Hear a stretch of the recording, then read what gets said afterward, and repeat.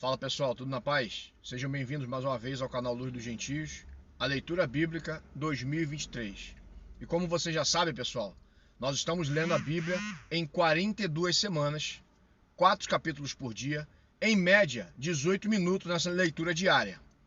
E como vocês já sabem, pessoal, nessas 42 semanas nós vamos ler 295 porções. E nessa semana, a semana 9 de 42, nós vamos ler de Juízes 13 a 1 Samuel 16. Vem comigo.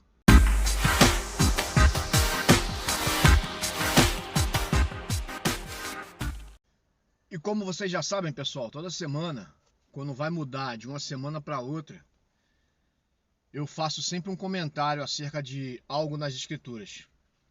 E essa semana, eu queria fazer um comentário acerca de um livro polêmico. É o segundo mais polêmico, que é o livro de Romanos. Queria fazer esse comentário acerca dele para poder desembaraçar algumas doutrinas que pegam o livro de Romanos e fazem uma salada mista, uma salada de fruta.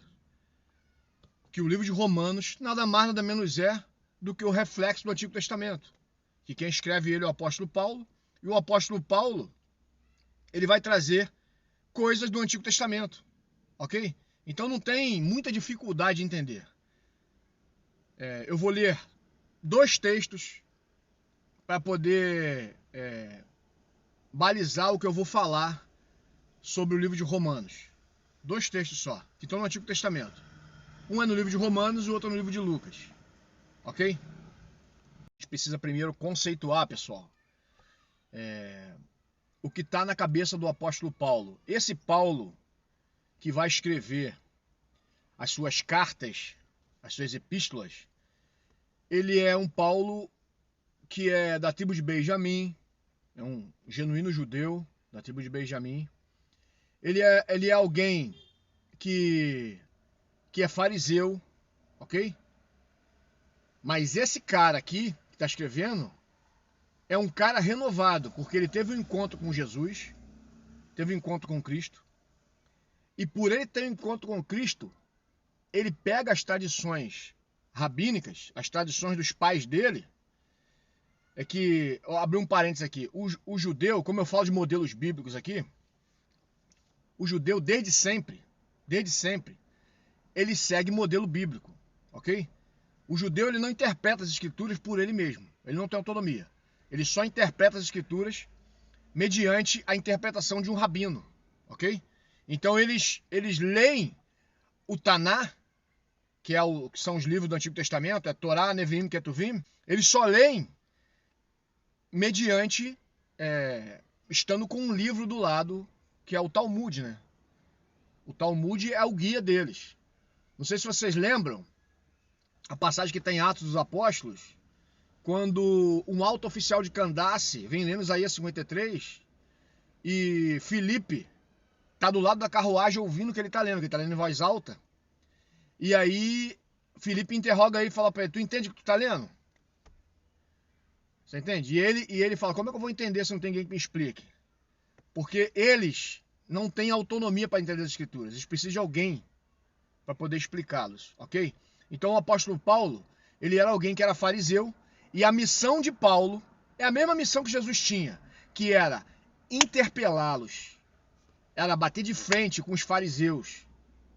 A Bíblia vai dizer que ele veio para os seus e os seus não o receberam. Os seus, quando ele fala os seus, ele está falando, não está falando dos judeus em si, a classe judaica total, não. Ele está falando da classe que dá diretriz ao povo judeu, que são os sacerdotes. Os sacerdotes. Jesus veio para os seus e os seus não receberam. A classe sacerdotal não recebeu ele. Ou seja, eles deveriam entronizar Jesus. Mestre, nos ensina, mestre, completa pra gente aqui o nosso entendimento. Não, eles não fizeram isso. Então, eles vivem numa prisão. Até hoje, eles vivem numa prisão. Como muitos dos nossos evangélicos vivem numa prisão, os judeus também são a mesma coisa. Eles precisam de um modelo bíblico para poder dar entendimento à escritura a ele. Então esse apóstolo Paulo que está aqui é alguém que já teve encontro com Jesus e pegou as tradições dos pais deles e colocou de lado, não quero mais saber. Não quero mais saber. E passou a olhar as escrituras agora com aquilo que é mais importante, colocando Jesus no centro. Compreendeu? Então, a missão do apóstolo Paulo aqui é poder bater de frente com os fariseus, que é o partido mais importante. Tem os fariseus, os saduceus, os zelotes, mas o partido mais importante no meio de Israel são os fariseus, ok? E é nesse caminho que a gente vai andar. E aí, o apóstolo Paulo vai falar o seguinte aqui, Romanos 5, no versículo 14. Eu vou ler só o versículo 14, que ele vai falar assim, ó. Entretanto, reinou a morte desde Adão até Moisés, mesmo sobre aqueles que não pecaram, à semelhança da transgressão de Adão, a qual prefigurava aquele que havia de vir. Ok? Voltando aqui, pessoal, eu só queria ratificar o que eu falei no início, acerca dos dois livros mais polêmicos, que um é Romanos e o outro é Apocalipse. Eu só falei que existiam dois livros polêmicos e não falei por quê. Esses dois livros são os livros mais polêmicos. Por quê? Qual é o objetivo? Por que eles são polêmicos? Por que eles trazem muita controvérsia no meio da comunidade cristã? Por que eles trazem muita controvérsia? Por um único motivo. Porque os homens esqueceram de dar ouvido ao Antigo Testamento. Só por isso. Se as igrejas evangélicas hoje tivessem a vontade de estudar o Antigo Testamento, não só para usar Malaquias quando vai falar de dízimo, ou vai pegar alguns textos quando apraz a eles, e depois dizem que o Antigo Testamento passou e é lei, que não serve mais, a Antiga Aliança, se eles usassem para poder entender as Escrituras de bom grado, não aconteceria essa confusão que existe no meio evangélico. Essa confusão não existiria. Por que não existiria? Porque o livro de Romanos, quanto o livro de Apocalipse, como todo o Novo Testamento, eles fazem menção o tempo todo às coisas que estão no Antigo Testamento. Se isso acontecesse, com certeza não haveria essa confusão, essa torre de Babel que existe nas igrejas. Não existiria. Existiria consenso acerca de tudo que está no livro de Romanos e no livro de Apocalipse. Porque eles são nada mais nada menos que o compilado da ideia que está no Antigo Testamento. As figuras de Apocalipse, elas estão todas no Antigo Testamento. Para você entender Apocalipse, você tem que ler o Antigo Testamento, tem que estudar o Antigo Testamento. Não existe outra maneira. Não tem como entender Apocalipse, não tem como entender o Novo Testamento sem o Antigo. Não existe essa possibilidade. Ok? Como eu já falei aqui, já vi pastores indicando pessoas a lerem a Bíblia, começar a ler a Bíblia por João. Isso não existe, começar a ler a Bíblia por João. Você tem que começar por Gênesis. Gênesis é o início. Então, no início que vai ter o caminho para o final. Não existe você chegar num lugar sem você iniciar. Você precisa iniciar. Tudo na nossa vida precisa de início, meio e fim. E nas escrituras é diferente. Qualquer ciência precisa de início, meio e fim. E com a Bíblia não é diferente. Ela não é diferente de nenhuma ciência. Ela é igual a todas as ciências. Início, meio e fim. Ok? E aí Romanos 5 ele vai dizer que a morte reinou desde Adão até Moisés. Ok? Moisés, qual é o papel que Moisés recebe a fazer? Olha o cenário, gente. Adão peca. Adão perde o contato com o Senhor, ok? E coloca na descendência dele a maldição, a falta do conhecimento de Deus, ok? Então, aquilo que Adão deveria fazer, que era comer da árvore da vida e ensinar para os seus descendentes, ele não faz. O fio é cortado ali, o fio é cortado nele. Então, a morte ela vai reinar até Moisés. Moisés é quem vai religar o fio novamente, vai religar esse fio novamente, e vai, a partir de Moisés, com aquele povo que vem do meio da desgraça, idolatria, malignidade, prostituição. Não tem diretriz, não tem rumo. Um povo que não tem rumo. Ou seja, eles estão vivendo 400 anos no Egito, sem diretriz nenhuma. Portanto, que o apóstolo Paulo, em Romanos 1, ele vai falar acerca desse entendimento.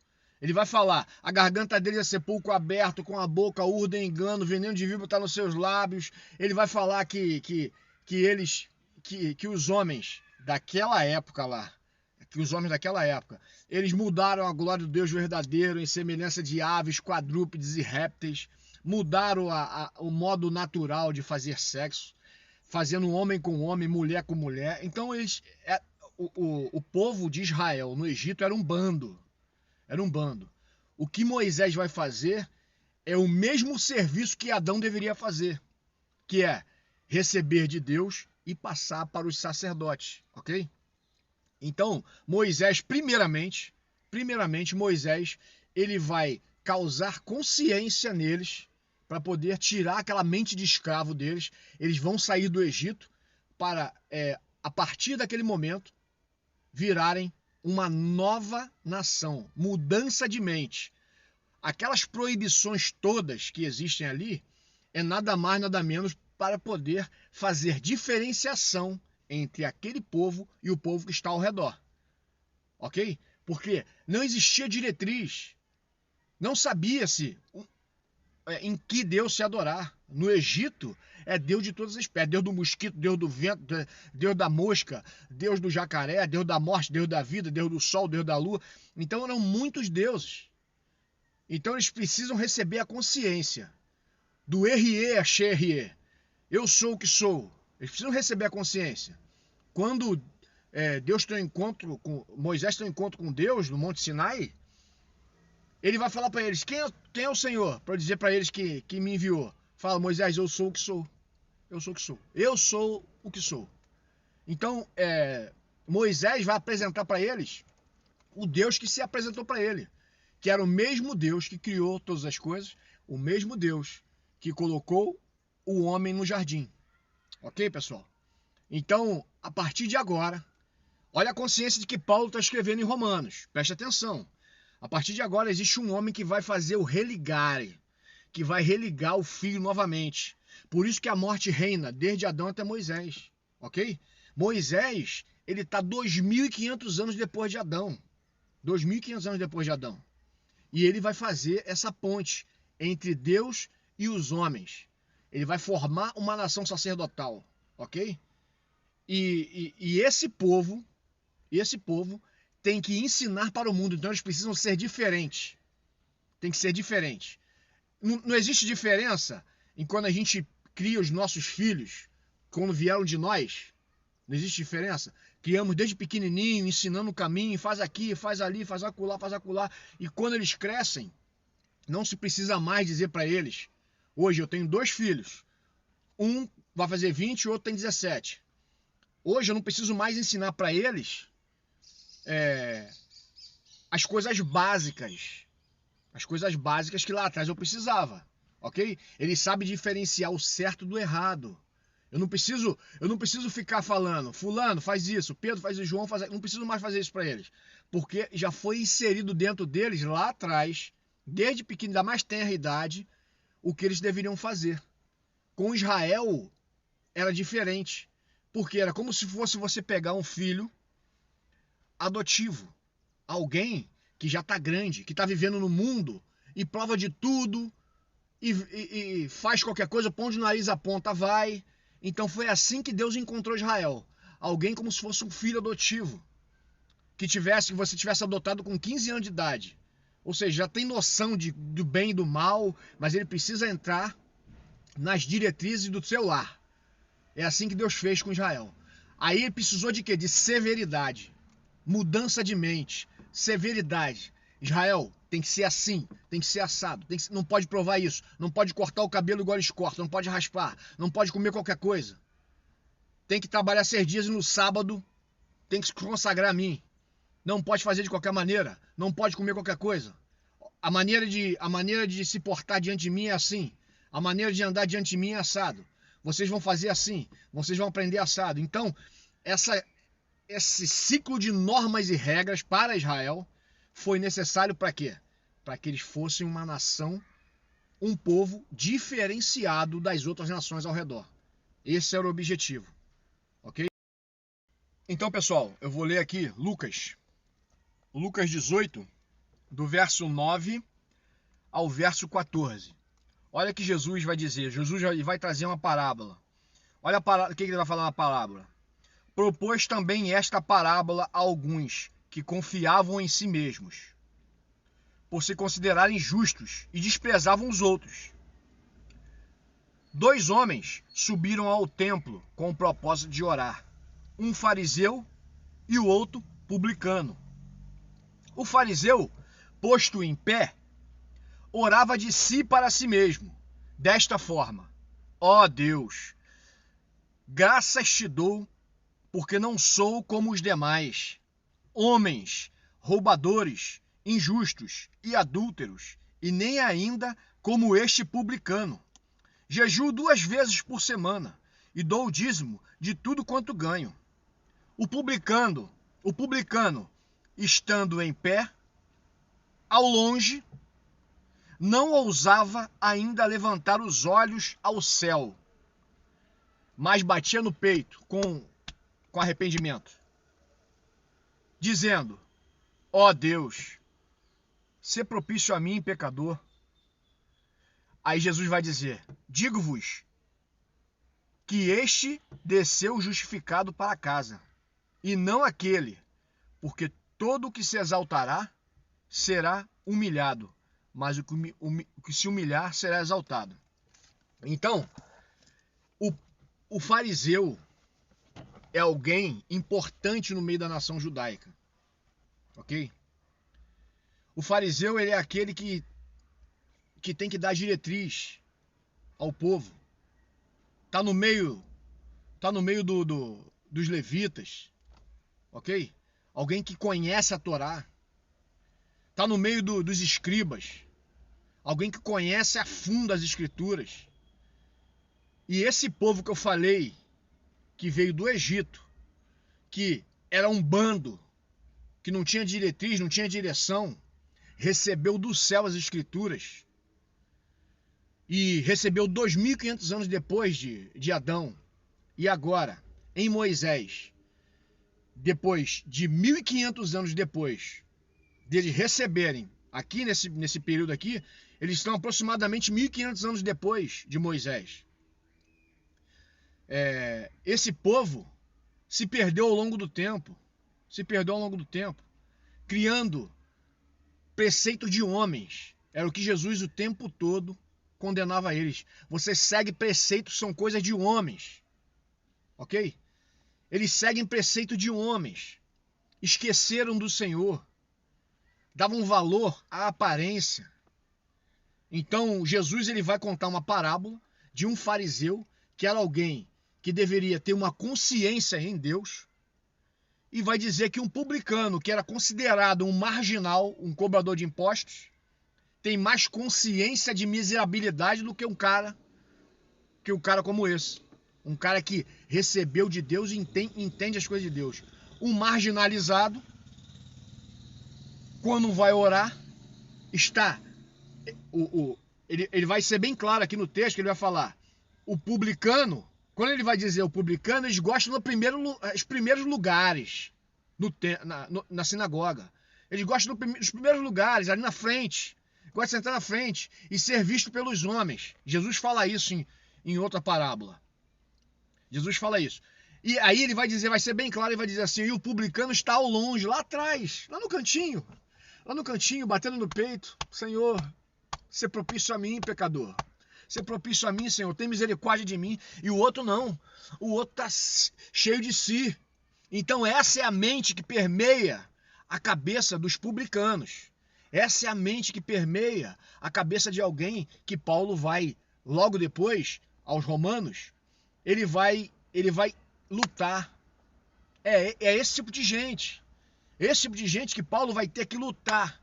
Então, a cabeça de Paulo está desta maneira, igual eu falei aqui, ele já tem o entendimento que ele é fariseu, ele sabe como é que funciona a seita mais severa dos fariseus, ele sabe como é que funciona, e ele vai combater a seita dos fariseus.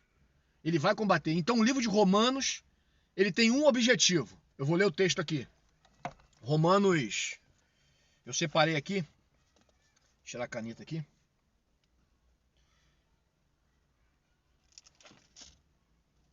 Romanos 11. Olha o que o apóstolo Paulo vai falar. Qual é o objetivo dele? Ele vai traçar o objetivo dele aqui na carta dele aos Romanos. O objetivo dele é um só. Um só. Ele escreve de maneira universal, porque o apóstolo Paulo foi escolhido para pregar para os gentios. Mas ele está o tempo todo incitando o povo judeu, que é o povo dele. Olha o que ele vai falar. 11:14. Vou ler o 13. Dirijo-me a vós outros, que sois gentios. Visto, pois, que eu sou apóstolo dos gentios, glorifico o meu ministério. Aí o 14 é o que ele vai falar para os gentios. Para ver se de algum modo posso incitar a emulação aos do meu povo, para salvar alguns deles. A emulação é incitar a disputa neles. Incitar a causar nele fala para ele, é tipo, eu vou dar um exemplo aqui. Uma criança, quando é birrenta, você usa desses artifícios com ela. Não vai fazer isso não? Ó, se você não fizer isso, fulano vai fazer, hein? Se você não quiser, eu vou dar para fulano. Então, é isso que o apóstolo Paulo faz com os judeus. O livro de Romanos, ele serve para isso, para jogar na cara do judeu, para esfregar na cara deles que eles não são nada, que eles precisam de Deus, porque o judeu, ele acha que pelas obras dele, ele será salvo, ok? Então, o livro de Paulo aos Romanos, ele fala para dois tipos de gente, para gentio e para judeu. O que ele vai fazer? Com o gentio, ele afaga, porque é um povo que não conhece a Deus, mas que tem sede dele. Você vai ver isso o tempo todo nos evangelhos. Jesus exclamando, nem Israel houve fé como essa, para a mulher sírio-fenícia, para o centurião romano. Jesus vai o tempo todo, fala, caramba, nem com judeu eu vi os caras que receberam a fé de Deus, não tem isso aí. Mas com gentio, tá sedento de Deus, quer servir a Deus, não importa como. Você compreende? Então, o livro de Romanos é para isso, é para afagar os gentios e para meter a bronca no judeu, para fazer com que o judeu sinta ciúme. E eu quero conhecer também esse aí. Quero conhecer, porque a Bíblia lá atrás, ela vai dar indício pra gente o tempo todo, que, como o apóstolo Paulo fala, que Deus não é só dos judeus. Ele é dos judeus também, mas também é dos gentios. Você entende? Então, o livro de Paulo aos Romanos não é para falar de predestinação fatalista. O livro de Paulo aos Romanos não é para falar de que Deus escolhe um para salvação e outro para perdição, não. Não é isso. O livro de Paulo aos Romanos é para mostrar a graça de Deus. A graça de Deus tanto para o judeu quanto para o gentio. Ok? Você será salvo pela fé. Mas a fé sem obra é morta. Isso a gente tem que ter entendimento. E essa galera que gosta do livro de Romanos, eles esquecem da fé e da obra caminham juntas. Eles esquecem disso. E só dizem que o homem será salvo pela fé. E não existe isso. A fé salva, mas tem que ter obras. Uma árvore boa, ela só pode ser considerada boa se o seu fruto for bom. Se você quer árvore de Jesus e dá mau fruto, você é considerado uma árvore má. E fruto nas escrituras é o quê? Obras. Ninguém será salvo sem fé e sem a obra. Ninguém. Não existe isso. Ou ninguém será salvo só por obra. Não existe isso. É uma coisa caminhando com a outra. Eles não, essa galera que gosta, principalmente esses calvinistas malucos aí, eles gostam de dizer que o homem será salvo somente pela fé. E isso é um engano tremendo. É um engano tremendo. Ok, pessoal? Eu vim aqui mais uma vez para dar alerta para vocês acerca das escrituras. E acompanha com a gente, curte, compartilha com seus amigos aí, que a gente vai chegar no bom entendimento das escrituras. Sempre naquele padrão, pessoal, não esqueça. 4 capítulos por dia, pegando aquela porção diária e repetindo, ouvindo ou lendo, ok? Vamos fazer isso aí? Fiquem na paz e Deus abençoe vocês.